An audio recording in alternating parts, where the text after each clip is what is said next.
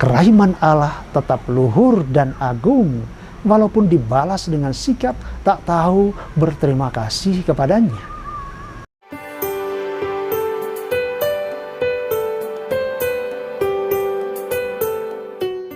Ketika sudah sembuh, orang Samaria itu tersungkur di depan kaki Yesus dan mengucap syukur.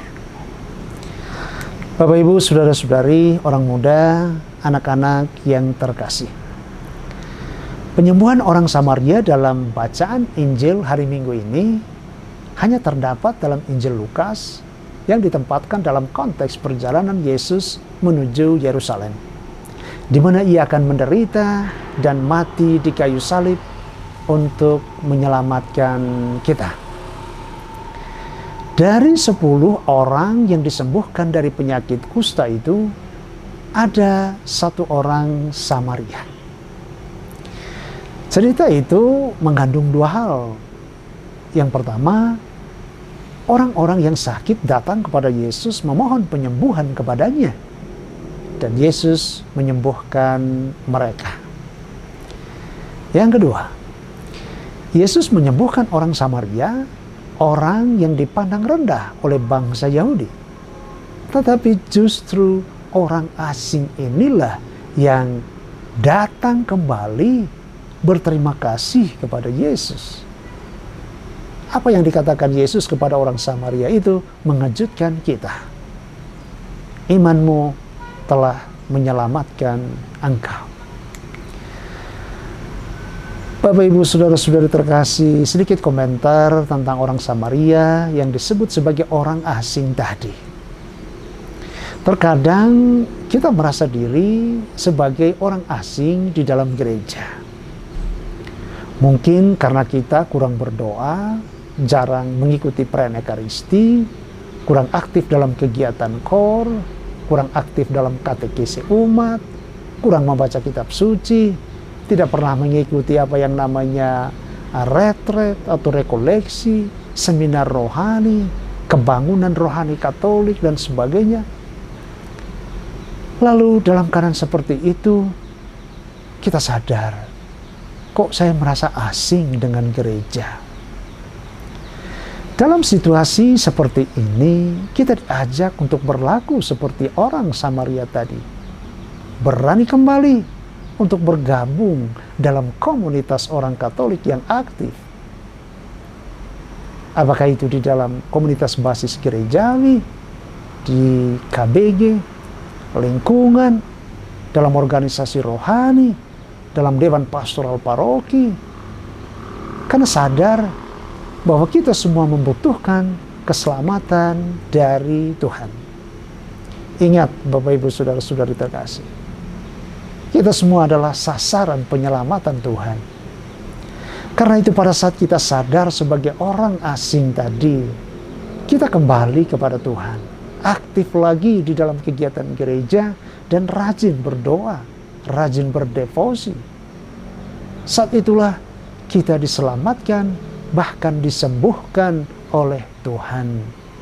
Dia akan berkata kepada kita, imanmu menyelamatkan engkau. Dia akan berkata kepada kita, imanmu menyembuhkan engkau. Tidak ada kata terlambat untuk bertobat.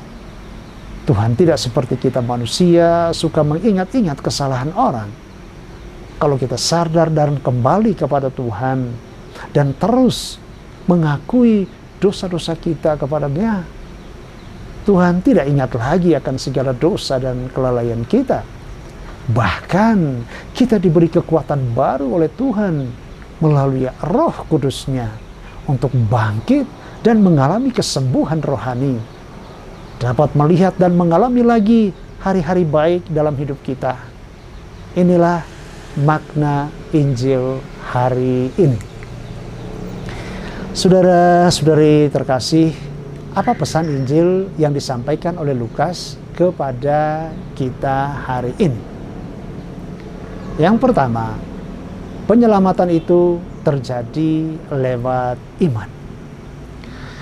Orang Samaria itu menerima keselamatannya lewat iman.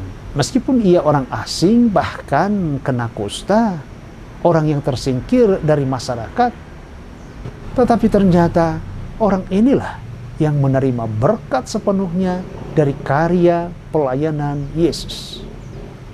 Seperti kerap kali terjadi di dalam Kisah Rasul, Lukas menunjukkan kenyataan bahwa Yesus seolah-olah lebih mengasihi orang-orang asing, orang-orang tersingkir, orang yang sakit, dan kaum pendosa. Yesus menginginkan pertobatan mereka. Yesus menginginkan kesembuhan bagi mereka.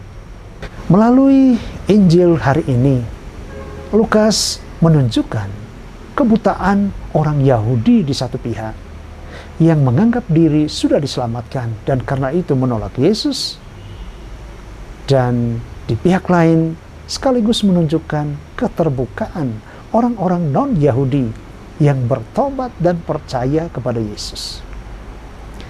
Penyelamatan Yesus bersifat universal untuk semua orang, tanpa memandang suku, ras, golongan, bahkan tanpa memandang agama orang itu. Yang paling penting adalah bertobat dan percaya kepada Yesus. Yang kedua, rasa terima kasih. Kerahiman Allah dilimpahkan kepada semua orang, baik yang tahu berterima kasih maupun mereka yang tidak tahu berterima kasih. 9 orang dari penderita kusta yang disembuhkan tidak kembali kepada Yesus sesudah disembuhkan. Tetapi meskipun demikian, mereka itu tetap sembuh. Dan kerahiman Allah tetap luhur dan agung, walaupun dibalas dengan sikap tak tahu berterima kasih kepadanya. Cerita Injil Lukas hari ini memberi pelajaran kepada kita tentang rasa terima kasih ini. Rasa terima kasih sejati bukanlah sekedar ungkapan terima kasih. Rasa terima kasih sejati timbul sebagai ungkapan pengalaman dan tanggapan hati seseorang yang peka menerima apa yang terjadi di dalam hidupnya. Orang yang tahu berterima kasih akan berani menerima dan melihat pengalaman hidupnya, baik yang menyenangkan maupun yang tidak menyenangkan, sebagai anugerah Tuhan. Rasa terima kasih kepada Tuhan itu dapat mengubah diri dan pandangan kita terhadap segala sesuatu dan membuat kita selalu bersyukur apapun keadaan kita, sambil tetap percaya dan berharap pada kerahiman Tuhan. Rasa syukur dan terima kasih harus merupakan ciri otentik orang Katolik. Sebagaimana Yesus sendiri, walaupun dia harus menderita di salib untuk melaksanakan kehendak Bapanya, dia selalu berdoa, "Aku bersyukur kepadamu Bapa." Rasa terima kasih seperti dimiliki Yesus ini adalah suatu keutamaan yang sungguh berharga dan kita butuhkan. Keutamaan rasa terima kasih ini menolong dan mendorong kita untuk menyadari bahwa segala yang baik berasal dari Tuhan dan adalah anugerah Tuhan. Tahu berterima kasih adalah tanda kebesaran Kristiani kita. Saudara-saudari yang terkasih, sekali lagi tahu berterima kasih kepada Tuhan atas pengalaman hidup yang baik dan menyenangkan maupun yang berat dan penuh percobaan. Itulah rasa terima kasih Kristiani sejati. Tanpa mencari-cari kesulitan atau kesusahan hidup, namun menerimanya sebagai anugerah Tuhan, itulah cara luhur dan nyata untuk dapat mengikuti Yesus secara benar. Itulah penyelamatan sejati. Selamat hari Minggu. Tuhan Yesus memberkati. Amin.